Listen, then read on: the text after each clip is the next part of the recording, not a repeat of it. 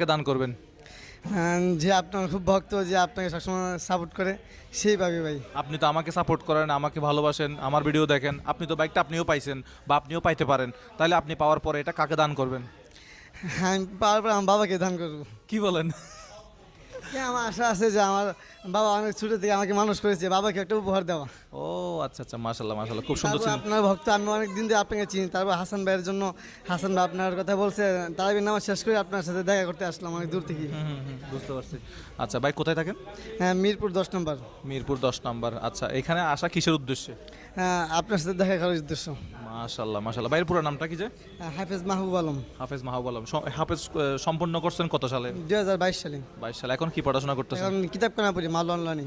আচ্ছা, আপনার জন্য দোয়া করি, আপনি আমার জন্য দোয়া করবেন ইনশাআল্লাহ। আলহামদুলিল্লাহ, অবশ্যই খুব দোয়া করবো। খুব খুশি হলাম। গ্রামের বাড়ি কোথায় ভাইয়ের? ময়মনসিংহ। ময়মনসিংহ। আচ্ছা ঠিক আছে ভাই, ভালো থাকিয়েন। আসসালামু আলাইকুম। আচ্ছা ঠিক আছে।